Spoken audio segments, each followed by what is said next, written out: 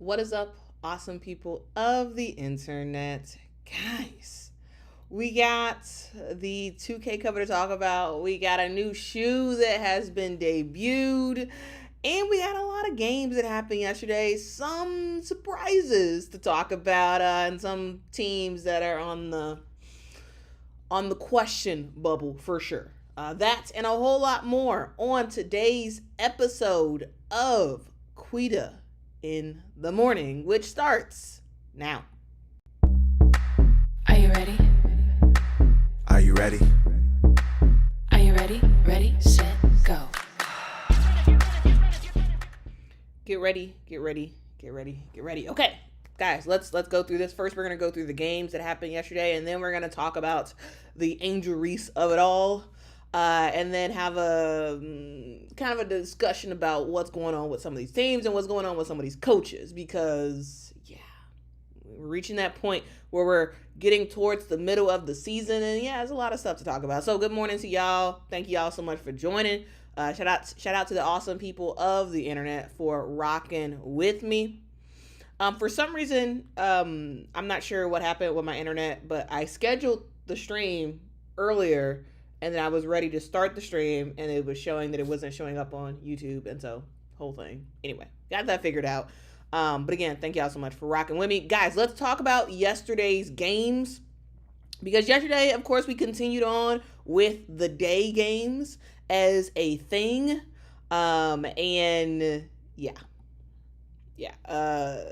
We saw some, I would say, a bit of a surprise. So first, let's go to that first game. The first game was between the Connecticut Sun versus the Seattle Storm. And to be honest with you guys, I was like, easy peasy lemon squeezy. I wasn't really worried about the game. I wasn't really checking for the game, really, until after it was over and I saw that Connecticut won. And I was like, wait, what? How did Connecticut win that game?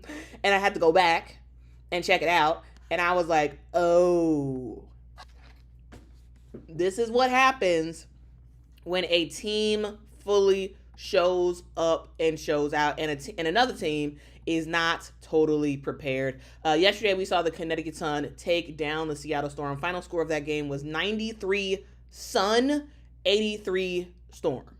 And again, don't really expect it. However, things to note, this was a middle of the day game in Connecticut. This is one of those day games, camp day games for the WNBA. And it was in Connecticut. So home court advantage slightly for Connecticut. And then we look at, okay, well, who was actually doing stuff? How did Connecticut win this game? Well, they won it on the back. And also, to set the scene, guys, remember, the Connecticut Sun still do not have Marina Mabrey. Marina Mabrey is still out. She's out with the left knee injury. She's going to be out for a little while longer. Jaylen Brown was also out as well yesterday. She has an illness that she's dealing with. So, without Marina, we have seen this Connecticut Sun team severely struggle. So everybody else has to show up and show out in order for Connecticut to have an opportunity to win the game.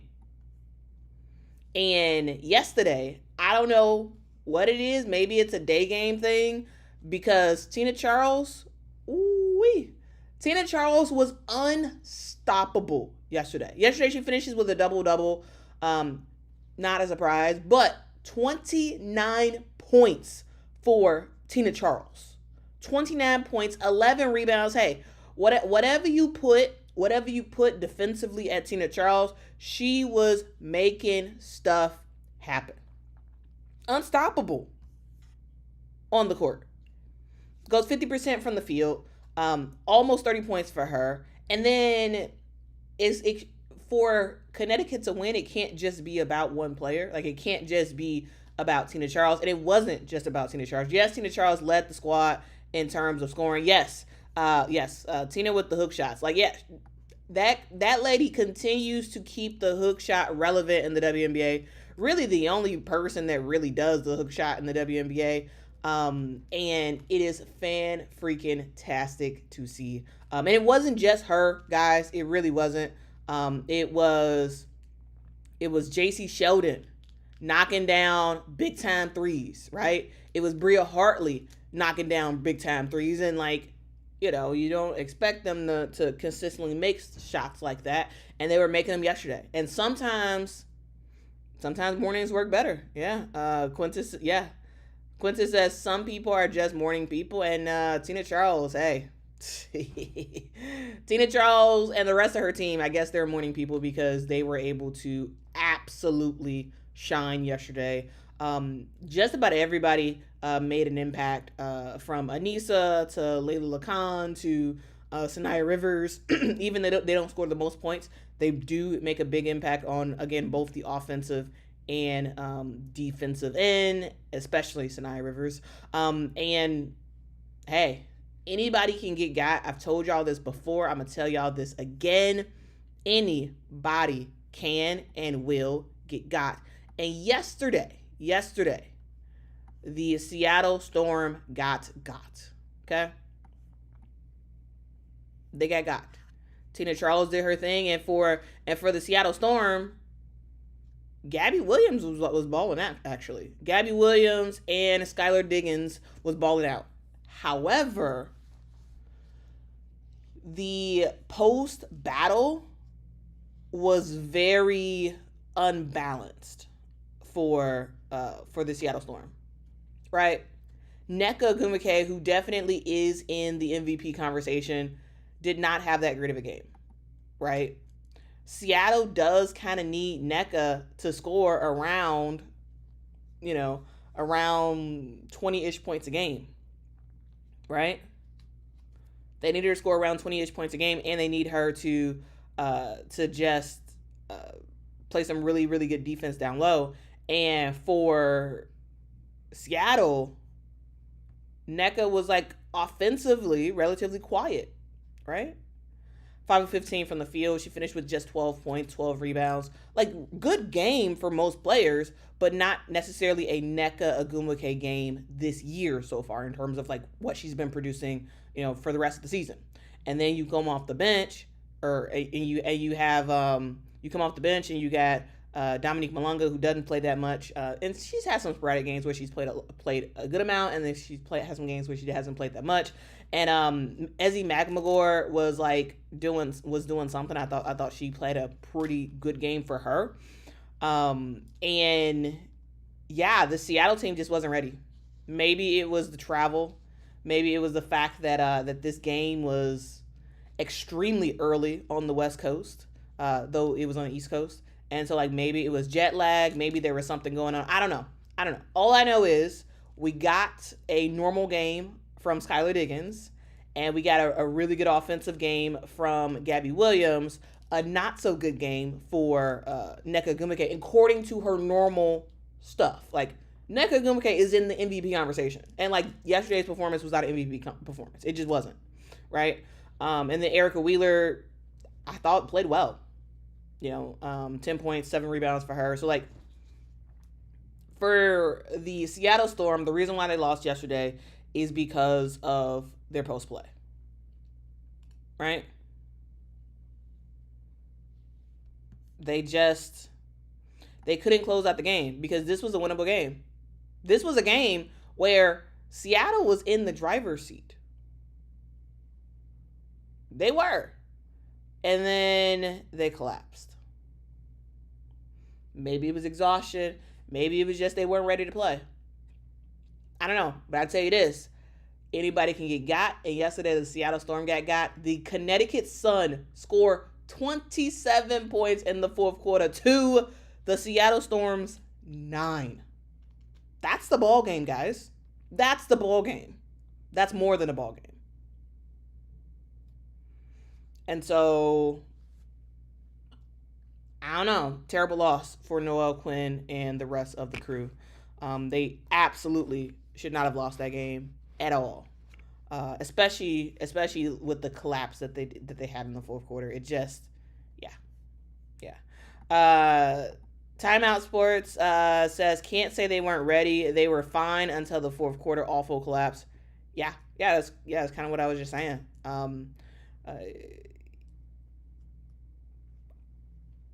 Whatever it was just bad. It was just bad.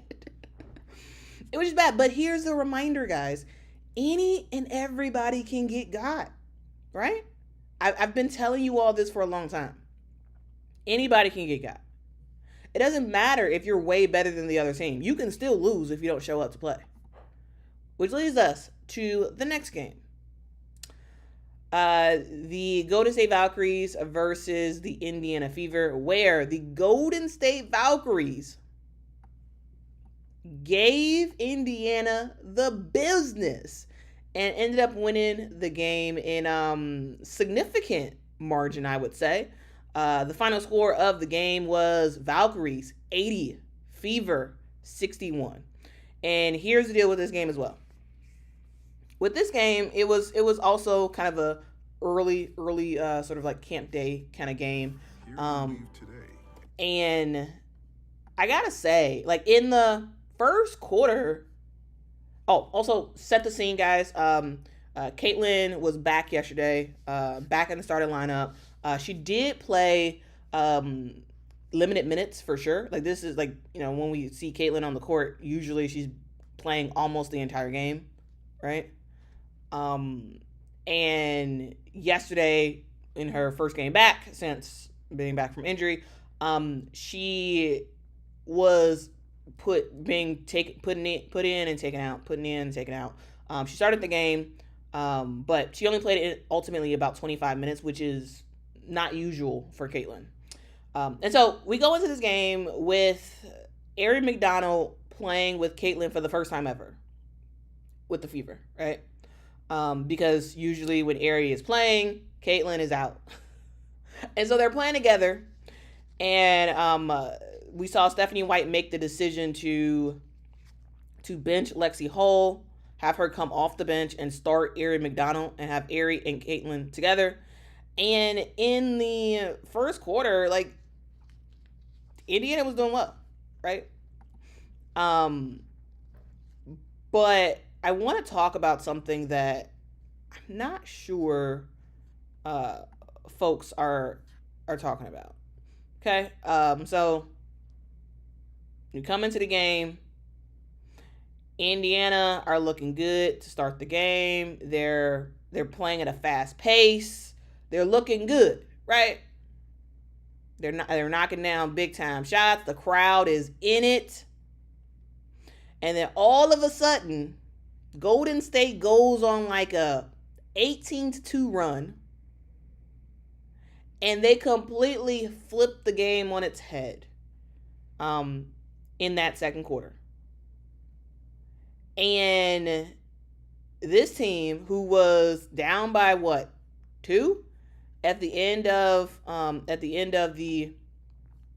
the first quarter, ends up leading by a significant margin at the end of the second because of an issue with the Indiana Fever. So, Golden State Valkyries, fantastic team. They're a team of role players. They're a team of players who just can slot in and do whatever the coach asks them to do. Like, whatever position she puts them in, whatever the situation is, they will figure out a way to be competitive throughout the whole game. And even if they have a bad couple of minutes, even if they have a bad possession, they don't let it compound, which is why this Golden State Valkyries team is very good. Like, a lot of people are like, how is this team so good? I didn't know they were this good. They don't have a star on their team. They don't. But they don't let their mistakes compound. And that's a huge difference in this game. What we saw from the Indiana Fever is we saw this team play very sporadic and confused. The problem is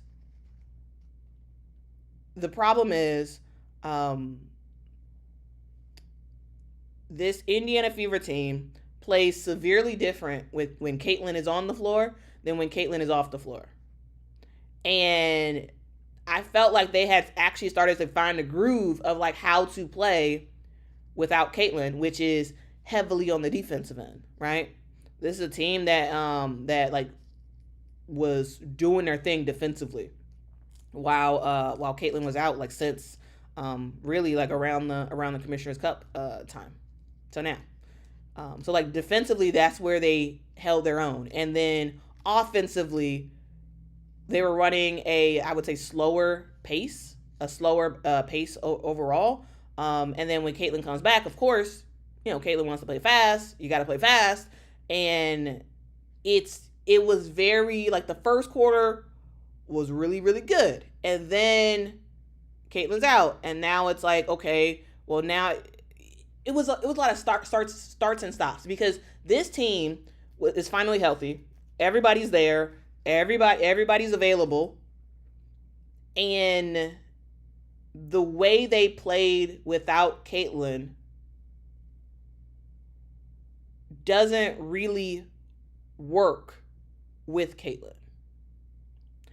And this is something that Stephanie White has to figure out, because Caitlin's back. Like and she's a huge asset for your team.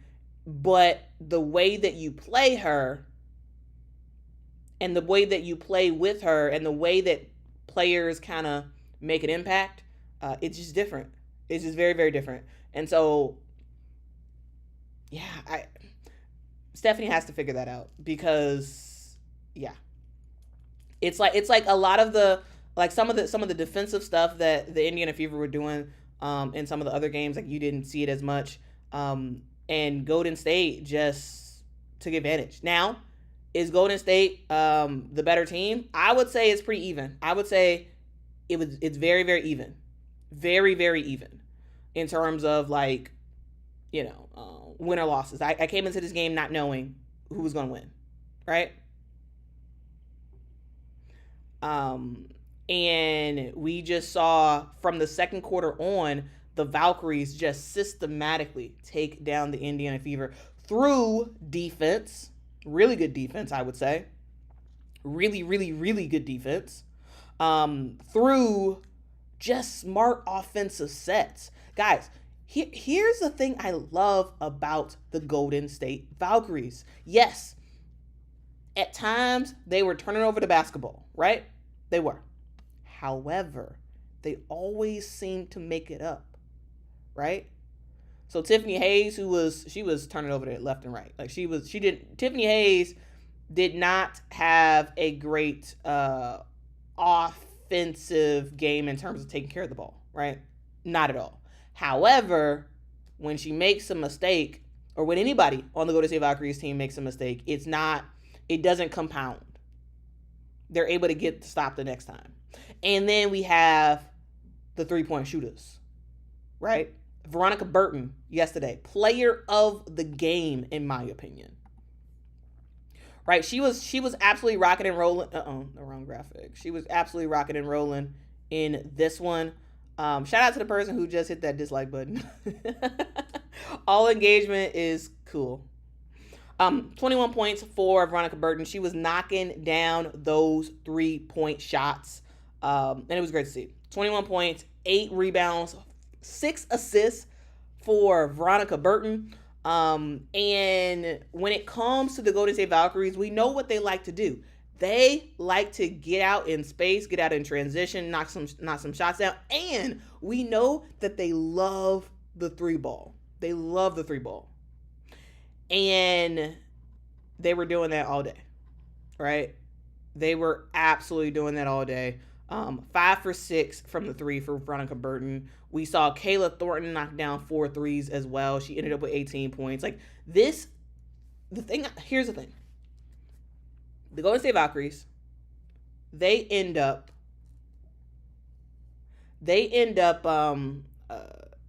with every single person that touched the floor scoring. Every single person that touched the floor for the Golden State Valkyries team gave them positive minutes, I would say, maybe with the exception of Caitlin Chen. Caitlin Chen struggled. But everybody else gave great minutes. And defensively, they would do anything, right? Doesn't matter who's handling the basketball for the Golden State Valkyries. Whether it's Veronica Burton, whether it's Tiff Hayes, besides her turnovers, whether it's Janelle Salon, who came in the game, right? Whether it's Carla Lake, this team, this Golden State Valkyries team, they know who they are. They've gelled together, and they are absolutely rocking and rolling right now. They have a fantastic coach. Somebody who has shown herself to be one of the best coaches in the W, like really, really good coach. And I gotta talk about it because I love to see it. You love to see teams play the way they are playing. Let's see what y'all have to say in the chat. But yeah, overall, just really good first quarter by the Indiana Fever, and then it all just kind of fell apart from there. And you have to figure out how to coach this team, because there are certain players who play better when Caitlin is on the court, and there's some players who play better when she's off the court. There's some players who play better when Natasha Howard is on the court, and some players who play better when Natasha Howard is off the court. Like, this team, they gotta figure it out. They gotta figure it out, because you cannot have a starting lineup that is not fully gelled together, right? And so from the bad shooting from the Indiana Fever, right, shooting 30% from the field, like that's pretty trash. The fact that they got severely out-rebounded in yesterday's game, and the fact that the Indiana Fever, they're usually a pretty good team when it comes to passing the basketball and getting teammates involved and whatnot. They struggled yesterday. They absolutely struggled. And I wanna bring our attention to the fourth quarter. It was very clear that Indiana was not going to win this game, and so we saw later in the game, we saw Caitlin, I believe she pulled Aaliyah too, and I can't remember if Kelsey was pulled early, but anyway, it was just not great at all. And I want to pull your attention to the last minute of the game. Last minute of the game, you had all the bench players in, right? And there was a scenario where the Golden State Valkyries, I think they had was it 3 or 4 rebounds in a row? They were missing the shot. It was less than a minute left to go. The bench players were, it was LA, Letitia Mehier, who went for a layup, missed it, got her own rebound, and then passed it out. Then Valkyries miss again. Caitlin Chen gets the rebound. They miss again, and then they get the rebound again. And so it was this whole sequence of what was it, 30 seconds of, or maybe it was 20-ish seconds of just the Golden State Valkyries missing the shot, but grabbing and crashing the boards.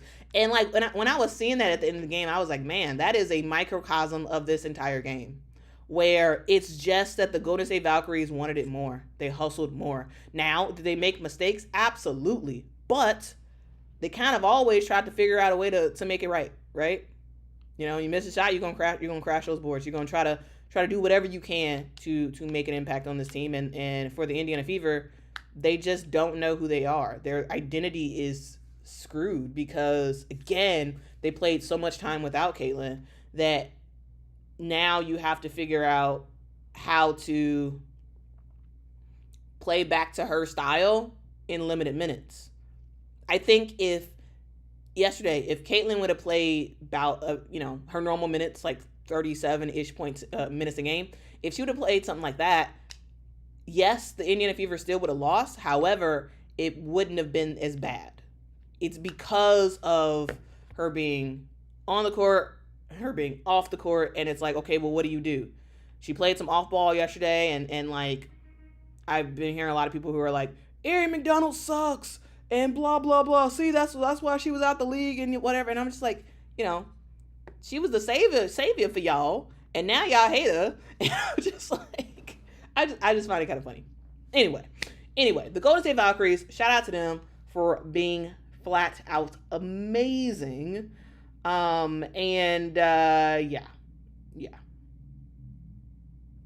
They were great, even with all the mistakes, because the Golden State Valkyries did not shoot well from the field. They didn't, and they still won. All right. Yes, Bomb says, Quita, I saw you at Indiana yesterday. You did? Yes, Bomb. I don't know. Maybe there's someone posing as me in Indiana. I don't know. I wasn't there. Maybe there's someone who looks exactly like me. I don't know. I was not in Indiana yesterday. So if you saw me, you saw someone else. I don't know. I don't know what to tell you. I don't know what to tell you. T says the first few games the Valks played, I knew instantly they were going to be a problem, and not surprised they are at the top of the standings. Like yeah, this team is doing their thing, and like Veronica Burton. Here's the thing I love about the Valks. One night it will be Veronica Burton. Another night it's gonna be Kayla Thornton. Another night we gonna see Tiff Hayes do her thing, and then Mo Billings, and then Kate Martin, and then Tiff Hayes. Like, basically what I'm trying to say is this team is so balanced. They're so balanced. And regardless of who's on the court, the Valks basically play the same style. The same style of basketball just about every single time. And that is great to see.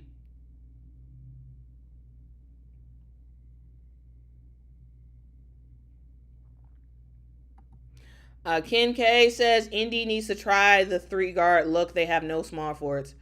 They already play 3 guards. Yeah, they don't really have a small forward. They don't really have like a more traditional type of small forward. They already play 3 guards. They play 3 guards and 2 post players every game. So yeah.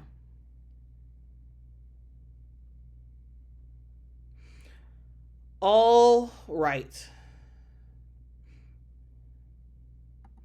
Ghost says my only beef with the Valks, Amihir doesn't get enough burn. She had 6 boards in only 9 minutes of play, 66% shooting. Yeah, here's the deal.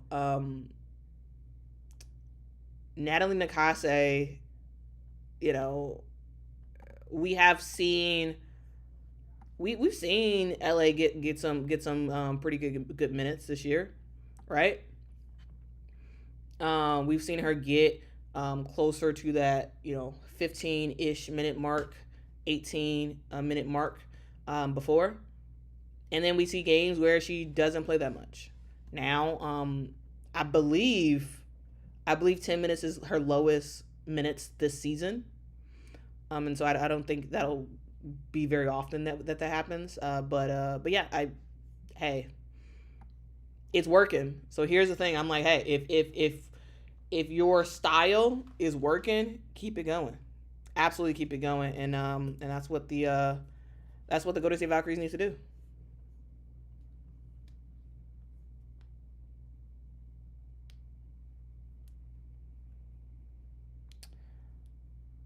Let's see. Carly says they're better without Caitlin Clark. I wouldn't say they're better. I think they're different. They're different with and without Caitlin. And it's easier to deal with different if it's for a full game, right? So if Caitlin is with you, she's playing about 35 plus minutes a game. If she's not, she's in street clothes on the bench. But when you have the game where she's playing around like 20-ish minutes, and you're having stretches of time when she's on the court and stretches of time where she's off the court, that's where it, to me, gets too unwieldy, I would say. And so, truly, I think she really does need to play without minutes restrictions. If she has minutes restrictions, then she probably needs to just sit if she's going to be on minutes restrictions, because no, I don't think they're better with her. I don't think they're better. Or I'm sorry, I don't think they're better without her. I just think they're different, both with and without her.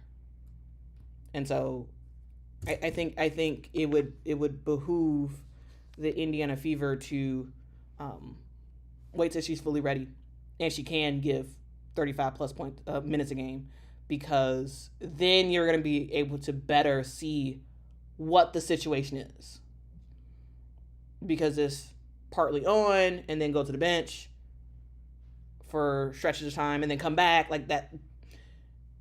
It's not working. At least in the one game we've seen, it's not working. So we'll see what happens. We will see what happens, okay?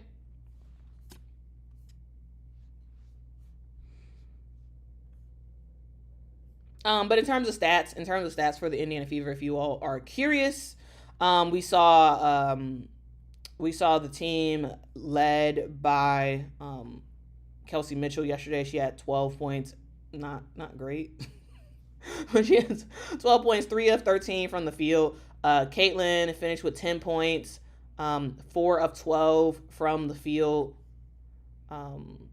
She also had 4 turnovers, 6 assists, and 5 rebounds.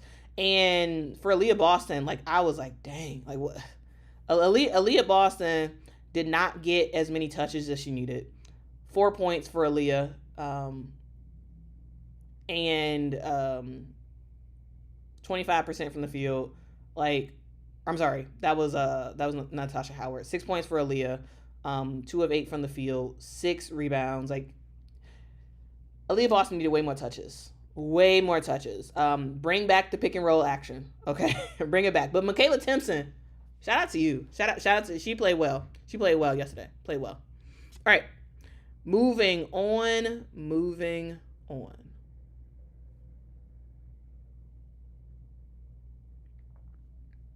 Wait, what? Marge says, Quita is still talking about the game. My PTSD is getting triggered. Go says, thank you so much for the super chat. Says, future Quita video breakdown of WNBA coaching styles. Actually, that may be a very, very fun deep dive. That might be a very, very fun deep dive. I like it. Great suggestion. All right, let's move on to the other game that happened yesterday, and it involved the Phoenix Mercury and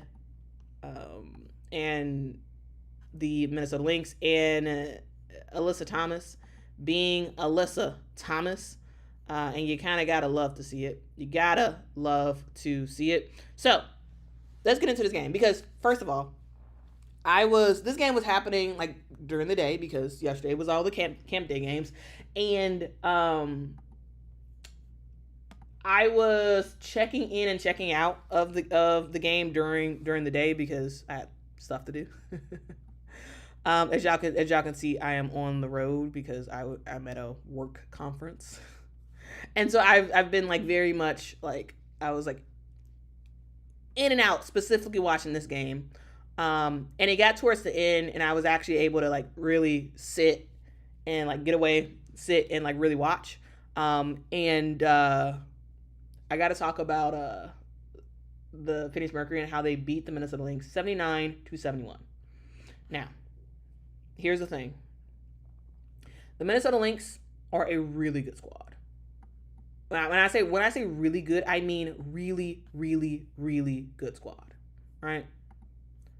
This is a elite WNBA team, and actually, and when we talk about them, we talk about Nafisa Collier, and we say how good she is, and we talk about Courtney Williams, and yada yada yada yada yada.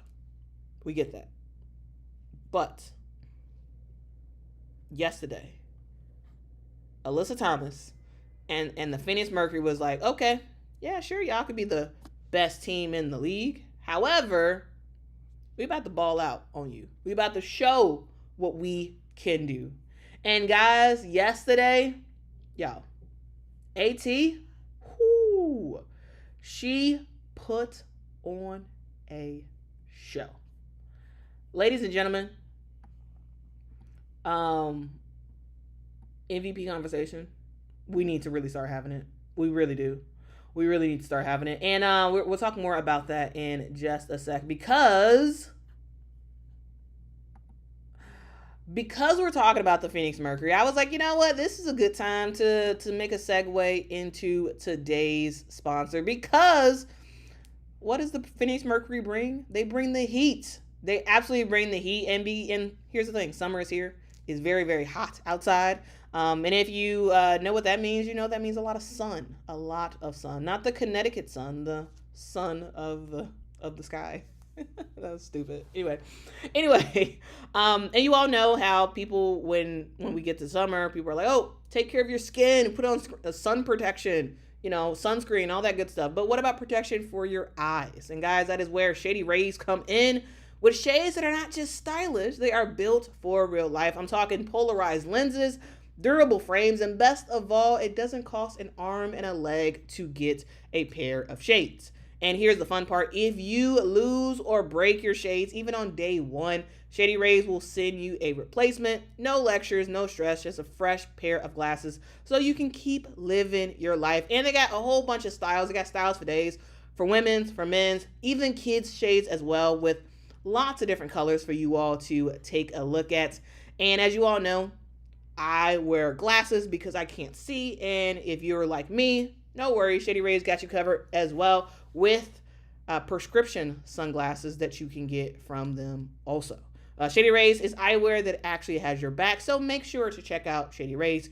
I've teamed up with them to bring you as an exclusive offer, so listen to this. Head to shadyrays.com and use code Quita for 35% off polarized sunglasses. So make sure to try it for yourself and see the shades that are rated 5 stars by over 300,000 people. Way more than 30,000 people. That's promo code Quita, Quita, at shadyrays.com.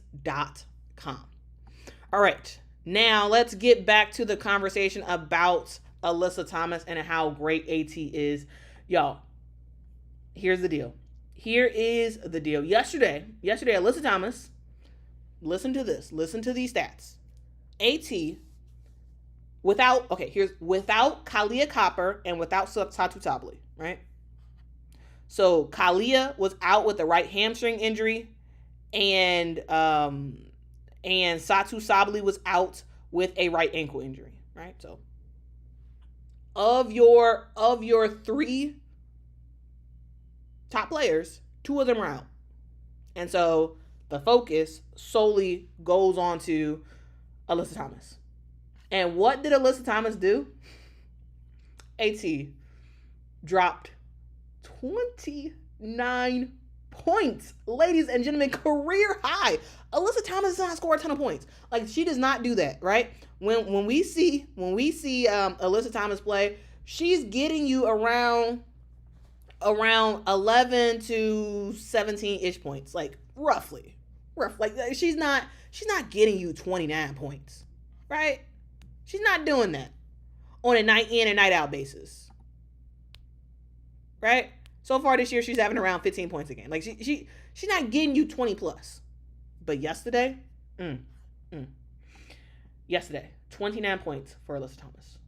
29. And remember, guys, Alyssa Thomas does not shoot threes. Alyssa Thomas doesn't get to the free throw line a whole bunch. So those 29 points were hard-fought points around the paint, and that little push shot she'd be doing, right? 1 free throw in the entire game for Alyssa Thomas. 29 points, 14 of 24 from the field. She finishes with 8 points, 5 assists, 2 steals, and she was dominant. Her assist numbers were down. Yes, 5 assists is not that high for Alyssa Thomas. Like, it's not. This is someone who can easily get you 12 plus assists a game, right? Her assist numbers were down because you have 2 of the other best players, Satu and Kalia Copper. You had them both on the bench, and so she didn't have as much to pass to, right? Like, no shade to the rest of the roster on the Phoenix Mercury, but like, you're missing two really good stars. And so her numbers are down for assists. And so she's like, you know what? I got to put my team on my back. I got to do it. We got two players on the bench. We're playing the best team in the WNBA. That don't mean we should lose. We shouldn't lose because of that. And they didn't lose because of that. Because AT she makes her teammates better every day on the court. And she had her teammates back yesterday by saying, you know what? I'll just do it. I got this. Right? DW says she does it with grit, strength, smart basketball, and zero flair. Facts. Tulip says AT does whatever it takes to win, whether it's scoring, assisting, facilitating, rebounding, defending, dictating tempo, etc., etc., etc. I mean, Tulip, I think you just ate on this post. I think you ate. Like, dog, like that. You're right. You're absolutely right. And here's the deal. Like, again, you're doing this without Satu and Kalia Copper. Two players who will easily give you a bucket. And everybody else, they weren't knocking down shots like that. Right? And so she's like, I got to do more. I have to show up. I have to make some stuff happen. And extra motivation, maybe, the fact that DeWanna Bonner is back in Phoenix, I'm sure that helped as well. I'm sure that helped as well. Because again, guys, remember, they were in Arizona. Like, this game was in Phoenix, right? This game was in Phoenix, and DeWanna Bonner was back. Huge crowd. The crowd was showing some huge love for DeWanna Bonner. Huge love for DB. And I had question marks. Truly, I really did have question marks about DeWanna and fitting back in with this Phoenix team that is very, very different than what she left. And a team that really did have a really good thing going. Like, Phoenix had really good stuff going, and it was a question mark of, yes, we all know that DeWanna Bonner really is a great player, and like, yes, she's on the downturn of her career, but like, she still has stuff to offer. But it was a question mark of, does this change the chemistry, right? And so the Phoenix Mercury decided to waive Musa, bring on DeWanna Bonner, and Bonner slotted in, and she was great yesterday, right? She's great. Played limited minutes. Great in terms of making an impact. Yes, from the field, she's 2 of 6, so like, not the best. But in terms of her impact, in terms of coming into the game, grabbing boards, passing the basketball, not doing anything silly with it, like no turnovers, like, she played good, right? She played good in the 26 minutes that she played, and it feels like she just easily slot in. Feels like she easily slot in. And the question marks around DB, I mean, maybe the seems like it's over. Seems like it's over. Right? I'm just saying. Waterfall says DeWanna Bonner did not ruin her reputation. Yeah, I don't think she did. I don't think she ruined her reputation. I'm just looking for her to like really, really speak on whatever was going on, because I think there has to be some sort of reason. But anyway, Denise says DeWanna Bonner deserves the applause. She left toxic and is now home. Well, I don't know if Indiana was toxic. What I know is, yes, she is home. And here's the thing: the Phoenix faithful love her.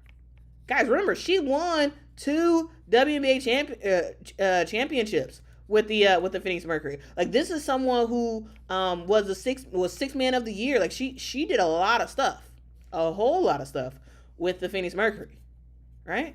And some of the best years of the Phoenix Mercury was when DeWanna Bonner was there. So like, Phoenix fans know and love her. And so, yes, of course, she deserves that ovation because this is a team that is familiar with her. This is a team that she's had some great years at. And it's great to see her back. It's great to see her, smiling, and the rest of the team smiling as well. Like, I think it's fantastic. I think it is absolutely fantastic. Tisha's responding to somebody. I don't know what you're responding to, but I like this comment. Says, the applause DeWanna Bonner got yesterday proves otherwise. Her time with the Fever is just a blip in her career. She will retire the great that she is whenever she does. Not everything revolves, I think you mean in Indiana. And you're right. Yeah. Here's the DeWanna Bonner has been in the WNBA for a long time. Like, she was in Indiana for 3 months. Not even. And so, like, it's one of those things where, like, yeah, it's a small blip in her career. Did it turn out the way she wanted it to? No. Did it turn out the way everybody else wanted it to? No. However, it is what it is, and you move on. Right? And so, yeah, it's this Phoenix Mercury team is rocking and rolling. And with her teammates kind of struggling to score, Alyssa Thomas was like, you know what? I got to do my thing. I got to show up. I got to show out. I have to make some stuff happen. And she put her team on her back, and they got the dub. They got the dub. And there was nothing that Minnesota could really do to stop it. Because here's the thing. Yesterday, Napheesa Collier doesn't have her normal MVP game, right? Only 18 points for her. And everybody else that needed to step up for Minnesota didn't really step up that much. Yes, Courtney Williams does her thing because that's what Courtney Williams do. Sorry, I had to plug in my charger because my laptop is about to die. But Kayla McBride struggled. 2 for 5 from the 3-point line. They needed way more from her. That was the only shots she made was 3-point shots. What I found with Minnesota, and like this is the same thing in that Commissioner's Cup game, is that when the starters struggle, when they don't do much, when they're getting beat, we don't see Cheryl Reeve isn't super quick to just change it up and just put somebody else out there besides the normal crew, right? The normal crew is Jessica Shepard and Atisha Heidemann, who normally comes off the bench and makes some stuff happen. And yes, Kundakova and Diamond Miller ended up getting some minutes yesterday, but not that many minutes. Here's the thing, that the fourth quarter was really what Minnesota lost. Like Phoenix Mercury dominated in that fourth quarter. Huge shout out to AT for that, because huge reason for that happening. And I would have personally loved to have seen Alyssa Peely come in the game and maybe see if she could knock down some 3-point shots, right? I would have loved to see that, because that's the one huge advantage that Minnesota has that Phoenix does not have. With like the injuries and whatnot, like and the fact that like Sammy Whitcomb was not really making shots like that yesterday. The advantage that Minnesota had was at the 3-point line. And it was like, okay, well, your team is struggling. Why don't you bring in someone off the bench who can knock down some threes? Just give her a couple of minutes and just see what she does early in that fourth quarter. And like, that's my thing. That's my only thing that I'm just like, sometimes I'm like, put Alyssa in. Now, is that partially because I'm a big Alyssa Peely fan? Yes. But also because I do think that that she does have a 3-point shot, right? And sometimes I just was like, hey, just try it. Just try it. If your starters are struggling, just try it. Try it.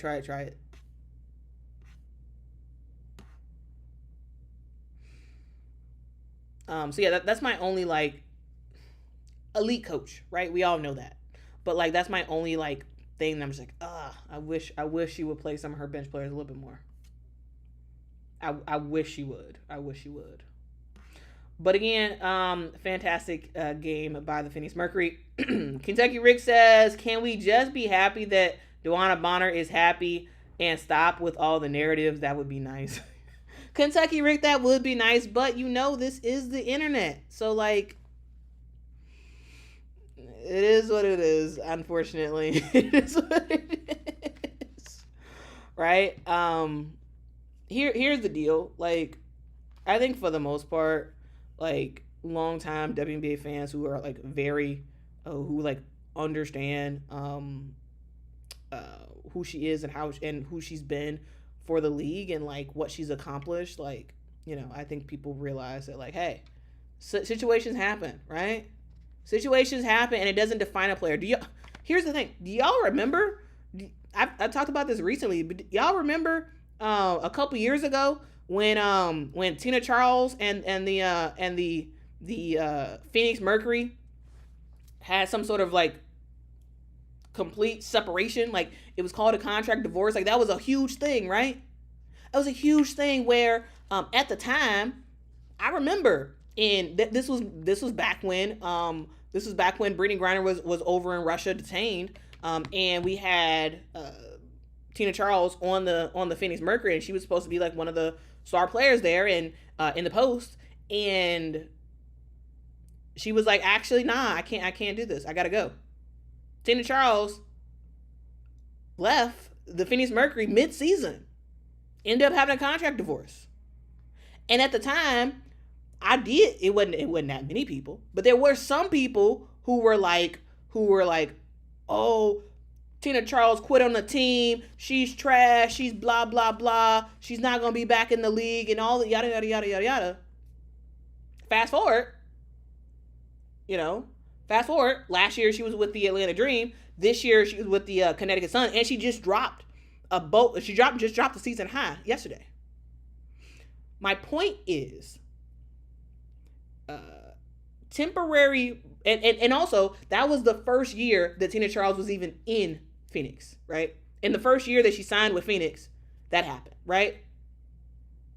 And so, like, this whole thing of what DeWanna Bonner did is so unprecedented and it's so terrible. It's not, guys. It's not. It really isn't.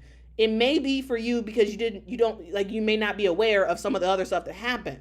We've had players who have threatened teams that you either need to trade me or I'm not playing. I'm done. I'm out of here. Right? That's happened before. We've had separation mid-season with players. This is not abnormal. It's not. It's just that that there's a bigger spotlight on the WNBA now more than ever. Right? And so now it seems like, oh, this is so unprecedented. She's so horrible. And at the same time, it's like, dog, she was there for 3 months. Like, oh my God. Like, come on now. Like, I'm just, I don't know. Maybe it's just me. I don't know. But, like, I don't understand it. I don't understand some of the, like, the wild stuff, right? It's just weird. It's just weird. The obsession is kind of strange. Kind of strange. Kind of strange. Maybe what I'll do is I'll go back in the day.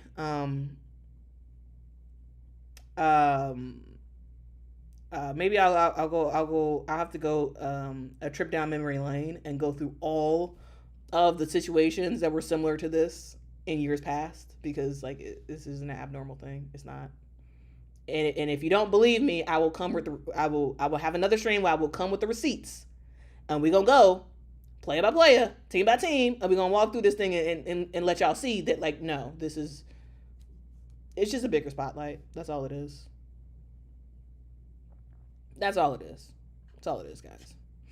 Anyway, let's continue on to personally my favorite game of the night. I want to get to my favorite game of the night, and yes, full disclosure, I am a Sky fan. So, as a Sky fan, yesterday was amazing, because the Chicago Sky basically completed the series this year against the Dallas Wings, where they won again. Right? And this time they did it at home. And we saw the Chicago Sky beat the Dallas Lynx 87-76. That is the final score, 87-76. And guys, we got to talk about it.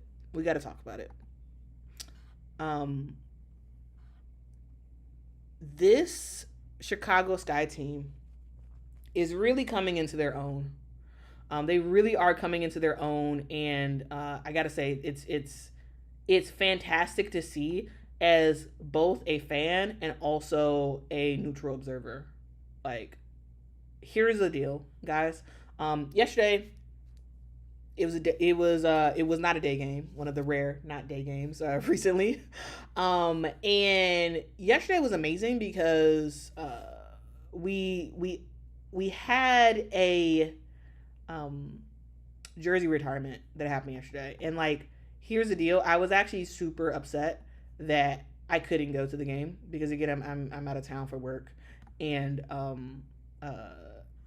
Allie Quigley is one of my favorite players ever to play in the WNBA. The reason why is because she was a player who never took no for an answer, right? She got cut, 4 times? This was a player who people weren't really checking for. They were like, it's not that fast, kind of skinny, not incredibly tall. She whatever. Let's cut her. She have her go overseas, have her do whatever. And year after year, Allie Quigley, was with various WNBA teams, end up keep getting cut. We end up seeing her really start to make a name for herself overseas. And then she got signed with the Chicago Sky. She got signed with the Chicago Sky, and I believe Pokey Chapman was the coach at the time, and we started to see the evolution of Allie Quigley into a not just a 12th man on the roster type of thing. No, Allie Quigley was a critical piece of the team. From being just cut and tossed aside, she rocked out overseas, got better and better and better. She didn't take no for an answer, and she really thrived in Chicago. She won the Sixth Woman of the Year award a couple of times. This is someone who was a sniper from the three. Now, compared to today's time, now there's way more threes now than ever before. And so, like, sometimes it's hard if you're just looking at the stats to like really see the impact, because if you weren't watching around the time, you don't necessarily know the impact, because, again, threes were not as crazy as they are right now, right? And so what Allie Quigley was doing with the Chicago Sky was elite. Basically, when games were on the line, when we really needed opportunities to just score and get some buckets down late in the game, Allie Quigley would be sitting on the bench. Allie would come in the game, and she would knock down some shots. And as a Sky fan, we loved it. We loved Allie Quigley, right? Because most of us knew who she was at Joliet. Most of us knew who she was, her and her sister, by the way, at DePaul. And it was fantastic to see. And so helps us win a WNBA championship. Huge in that WNBA finals. She was huge. The Chicago Sky do not win the WNBA championship in 2021 without Allie Quigley. And I think it's fantastic that she was honored with her jersey retirement. And I think it was fitting that the first jersey retirement in Chicago Sky history was to Allie Quigley. I think she absolutely deserved it. She is beloved by Sky fans. And she really does mean a lot for the city, or for the area of Chicago, truly. And so, like, the whole tribute yesterday, I wasn't there, which is such a bummer. And, like, I wanted to be there. they were handing out these like card things, and if you end up getting 2 cards yesterday, can you and you anybody who has two of those cards that they handed out yesterday, does anyone want to give me one? I really wanted one, but I wasn't at the game, so I couldn't get it. Anyway, fantastic tribute. I loved it. Watching it on the stream, I loved it.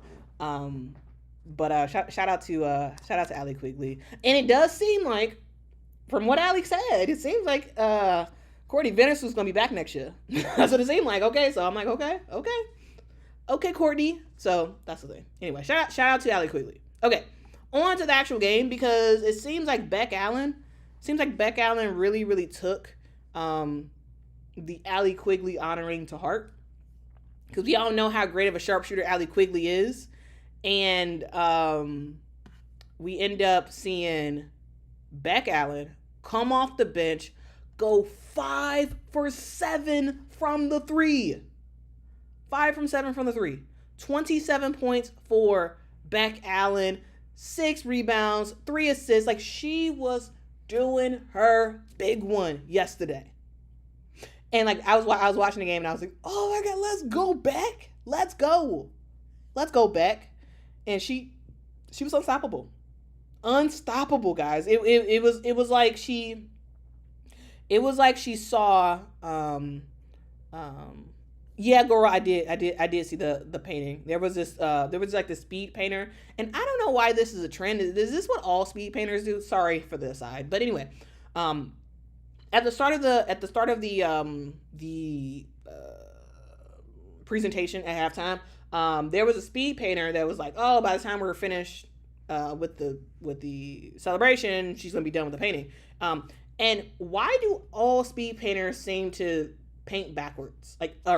Paint upside down. Like, why do they all do that? I'm very, very much curious if anyone knows why they do that. Like, anyway, that has nothing to do with anything. Let's continue on. Let's continue on talking about Beck Allen, because Beck Allen, truly, she was like, you know what? I know how great of a player. The canvas is upside down. That's what I mean. The canvas is upside down. I know how great of a player that Allie Quigley was and what she meant for this team. And you know what? She dropped threes, and so I'm going to drop some threes as well. And so, yeah. The reason why the Chicago Sky win yesterday is because of Beck Allen. Unstoppable, guys.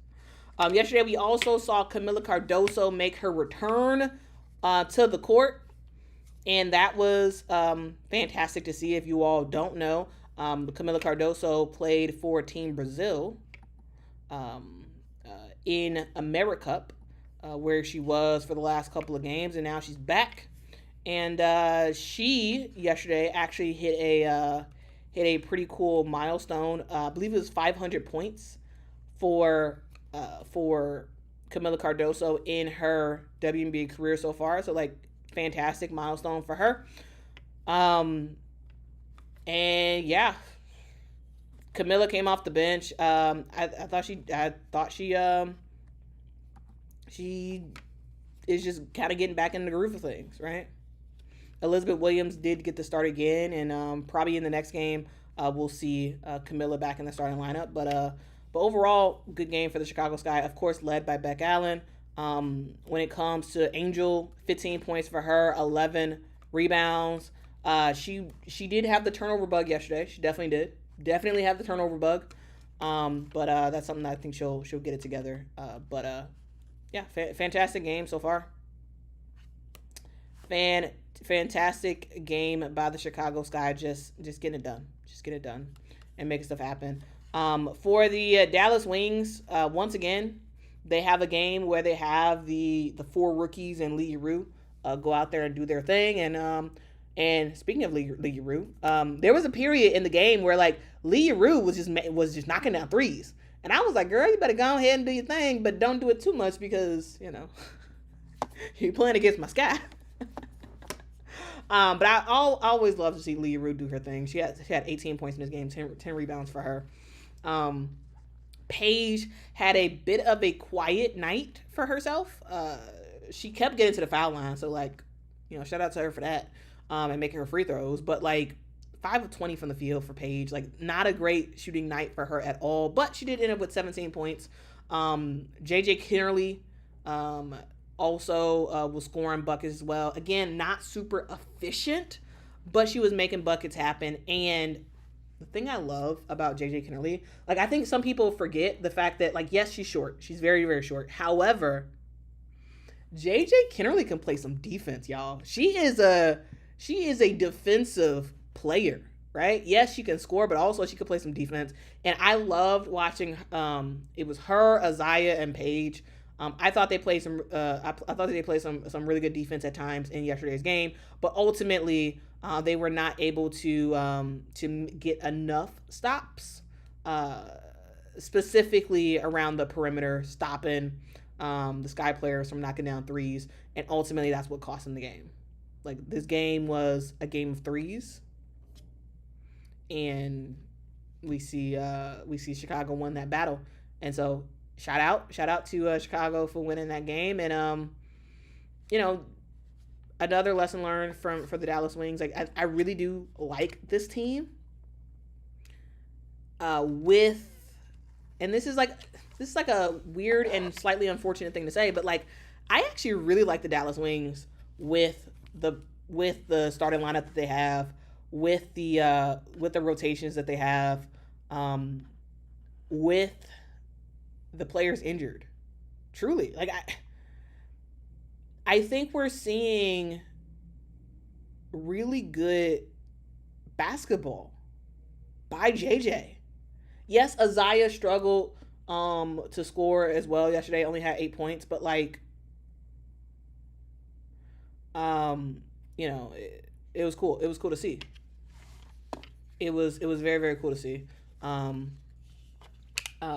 like, overall, like, I feel like having the players out for the Dallas Wings has really helped JJ's game. It was helping Isaiah's game as well, but Isaiah struggled yesterday to score.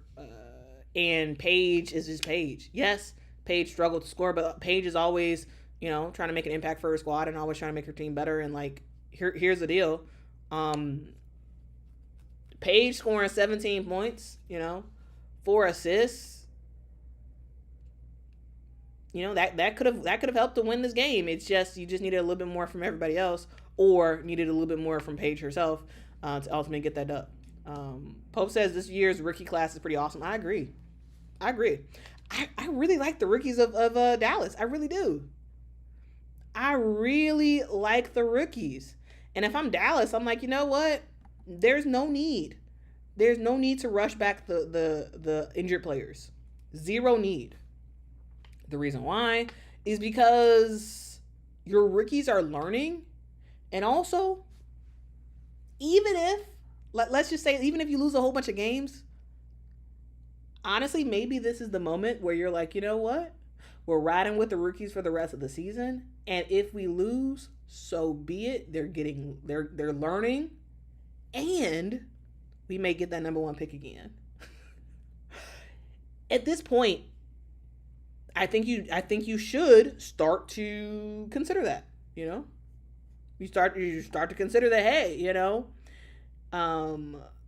we're not going to be very good, but you know what? Let's keep plugging away. Let's keep getting our rookies minutes. Let's keep getting developing them a whole lot more. And maybe next year we get the number 1 pick, and maybe next year we get Paige and maybe AZ Fudd in Dallas. And then, things start to change, right? I'm just saying, yeah, Shamika, maybe it's time to plan for the future. Maybe. But I really do like the youngsters of Dallas. I really do. Now, yes, they're going to lose some games, a lot of games. However, they were losing games with the players who are now injured. They were still losing games. So, like, I really like Isaiah. I really like JJ. I really like Paige. Luisa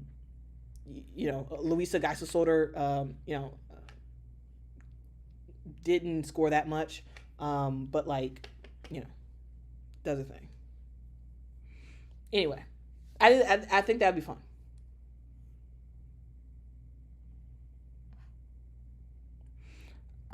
Symbol says, "Are you pushing for the Wings to get rid of Enrique?" I'm not pushing for anything, but what I am saying is I'm observing what's happening, and I'm observing that that specifically Isaiah and JJ, minus yesterday for Isaiah, they have all played better, significantly better, since being in the starting lineup.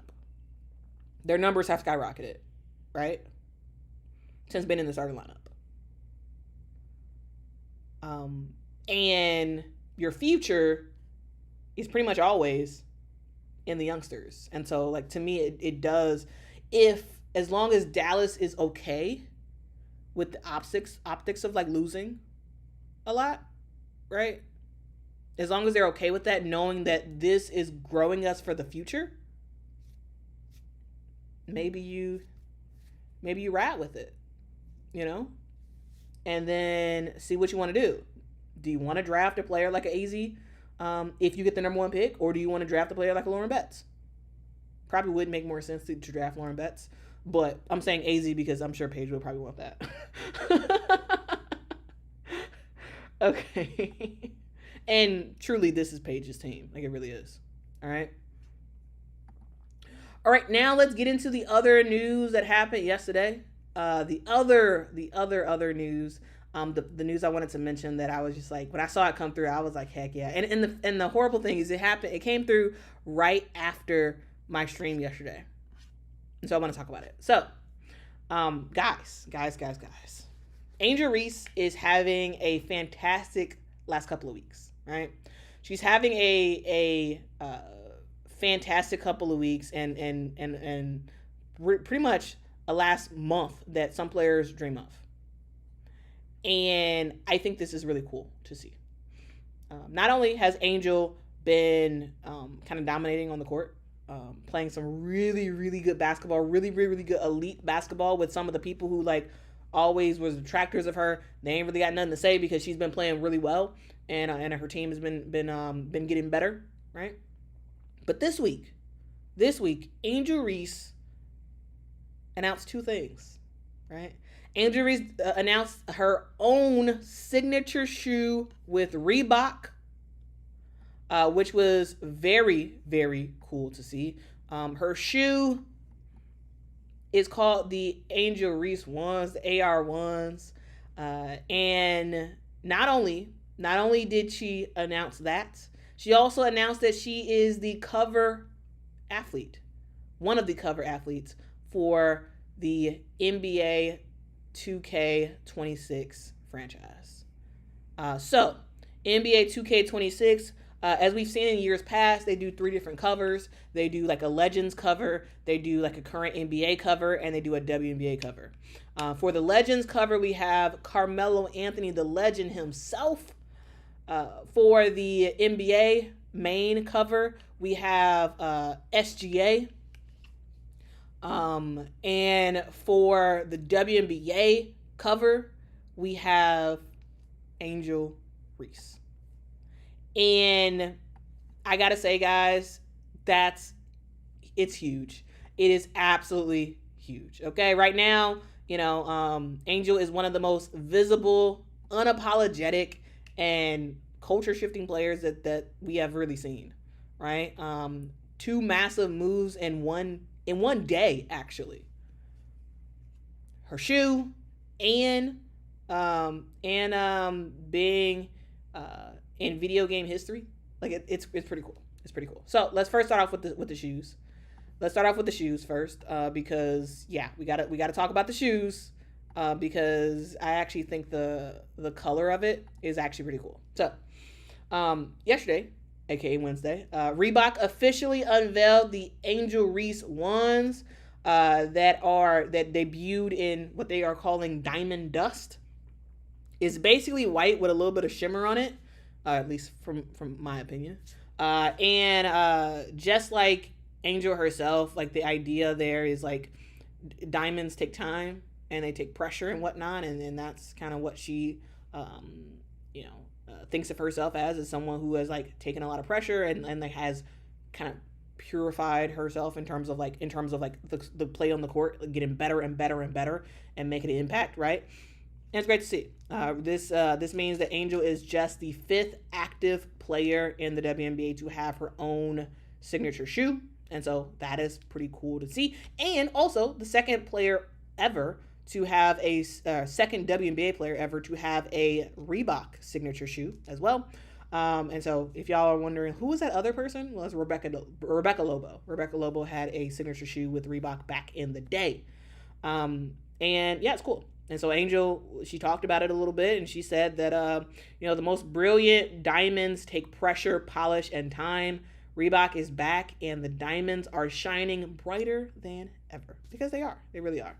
It's also worth pointing out that she is now a part of Reebok's all-time signature athletes lineage, which includes the likeness of Angel Reese, which is the person who signed her and who has been mentoring her and all that good stuff.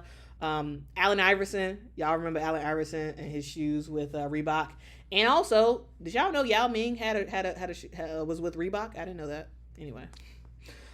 This is really, really cool for Angel. There is no release date just yet, but she's wearing the shoe. She's rocking it.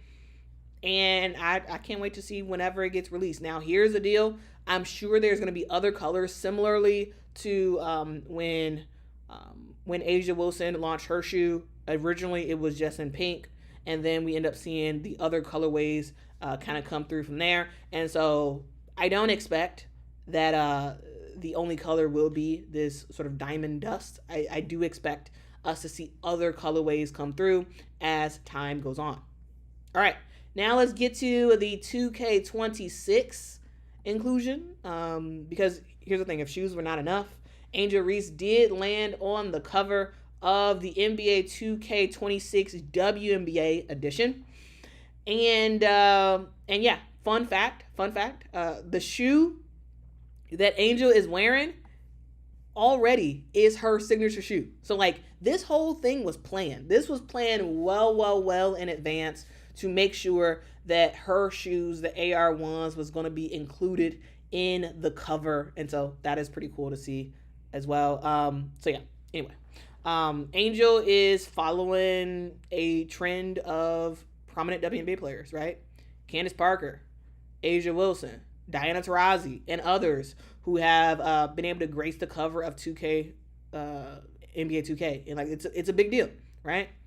It is a absolute big deal, and it reflects Angel's journey throughout women's college basketball, throughout the WNBA, just in her second year. Truly, she really is making stuff happen, right?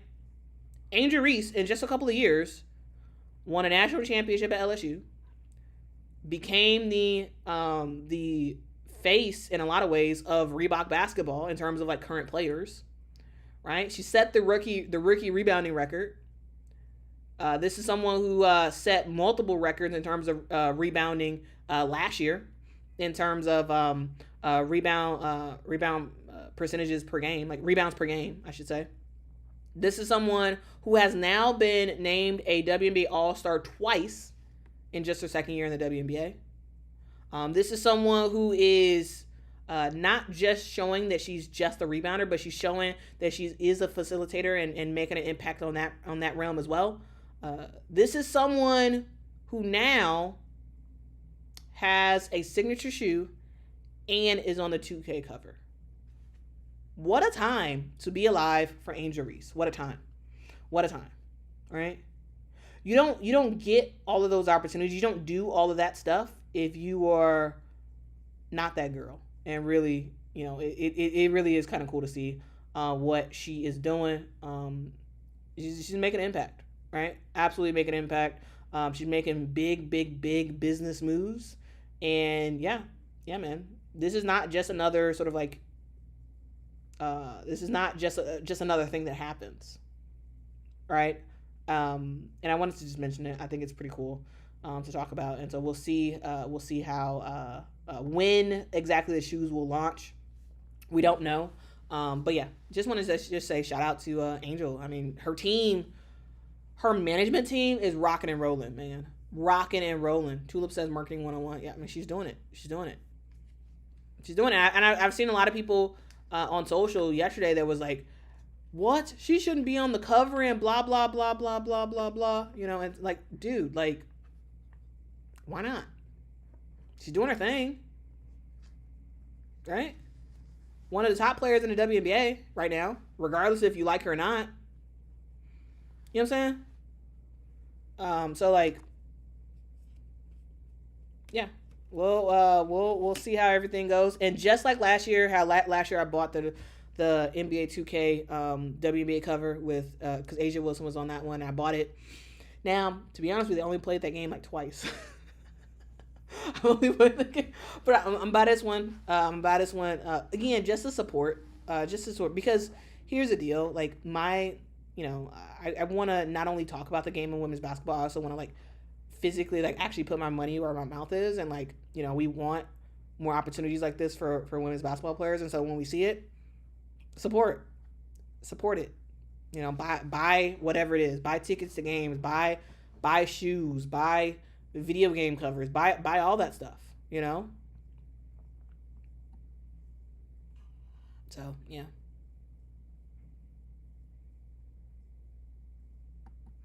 Miss Finn says Angel Reese is the definition of someone being pushed by the media. Shaking my head. She needs to be getting better at basketball. A couple of weeks of semi-decent play is not good. Okay, let's talk about this. So here's the deal. Like, I actually don't think the media is pushing Angel. I think Angel pushed herself. I think Angel demanded the media to pay attention to her. Like, remember, guys, like, this is someone who was already showing up on Instagram, like doing big numbers with like some of the antics that she was doing early on in her LSU career. Like even when she was like with Maryland, like she is entertaining. She's not only good, but she's also very entertaining on the court. And so like, it's one of those things where I get it. You may not like her, but like, I don't actually think the media is pushing her. I think she's forcing the media to pay attention to her. And because of not only her play, but also what she says, also the way that people gravitate to her, meaning other WNBA players, other athletes in general, celebrities, all that good stuff. And so like I actually don't think she's getting pushed. I think a lot of this stuff is really organic because she's just her. And yeah, absolutely, she needs to be getting better at basketball. Absolutely, all players need to be getting better at basketball, and we're seeing it. Now again, is she the perfect player? No, she's not. She still has a lot of work to do. However, she is a really good player. And like you may not like her, but it is what it is. It is what it is. Okay. It is what it is.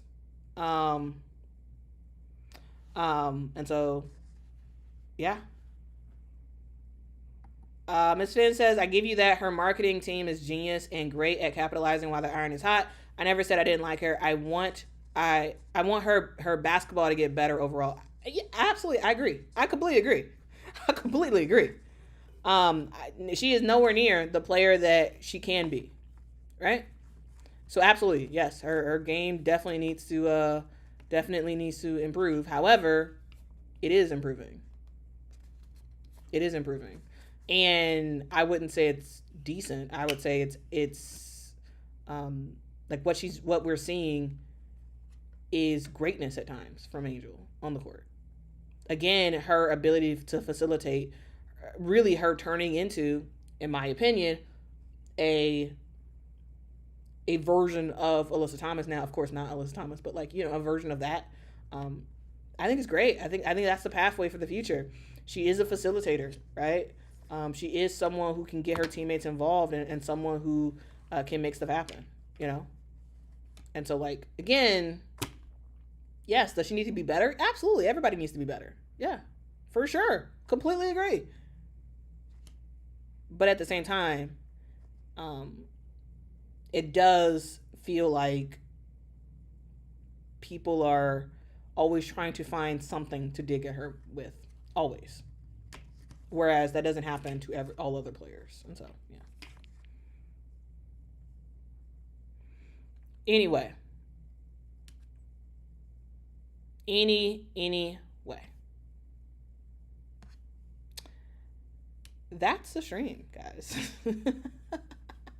That is the stream. I do want to say thank y'all so much for rocking with me. You know, I do thank you so much for rocking with me. Thank you for your support of the channel. Janera says people love outrage. They do. I mean, we're humans. We all love outrage. We all love controversy. We all like to be pissed about something, and we say we don't, but like we do, because we see, you know, you see what people click on, we see what people gravitate to, like you know what I'm saying, like, you know. And so, and you can make those like meme clips about any player in the WNBA. I'm just saying, like you can make them about any player. Like the possessions that are like trash possessions, like you can make that for anybody. You absolutely can. Okay? I'm just saying. So just because you've seen a clip of something, like you also could make a clip about almost every other player in the WNBA of like dumb stuff they've done, and every other player in the NBA of like dumb stuff that's just like, what in the world? Like that was so stupid, and you know, that doesn't define a player. Actually watch the games. Actually, yeah. Actually watch. Now, is she the player she needs to be? No, she's not. She has a lot of work to do. A lot of work to do on her efficiency, on some of the decision making that she makes. However, you're seeing stuff there. Right? You're absolutely seeing stuff there. Right? Okay, so anyway.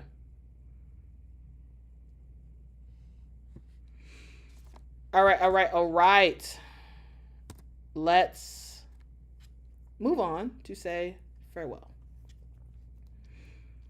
Guys, I really do thank you all. I do thank you all so much for rocking with me. Make sure to hit that like button. Make sure to hit that subscribe button. I make content all about women's basketball, so if that is your thing, make sure to subscribe to the channel. And also, guys, you know, as y'all have been seeing, we've been getting some sponsors on the channel. Please support them. Please rock out with them. Because if you're, you know, as you're rocking out with them and as you're, you know, and seeing what they're all about, you're helping this channel and you're supporting this channel. So I really do appreciate your support, guys. Okay. And listen to Carmela, please. Listen to Carmela. Yes. Be sure to like, comment, share, and subscribe. Don't forget to subscribe to the other channel and my podcast. You can go to the podcast at Quita in the Morning. No S. Quita in the Morning. Janera says 10 more minutes for goodbyes. I love how y'all be calling me out in the chat. I love it. Keep doing it. Yep. Here's the thing. We are all the awesome people of the internet, and y'all be funny roasting me sometimes, and then like, Quita, keep talking. She said bye, and she's still on here. But anyway, truly, I'm gonna say bye. Once I find the exit, I gotta move my end slide to somewhere where it's easy to see, because I always miss it.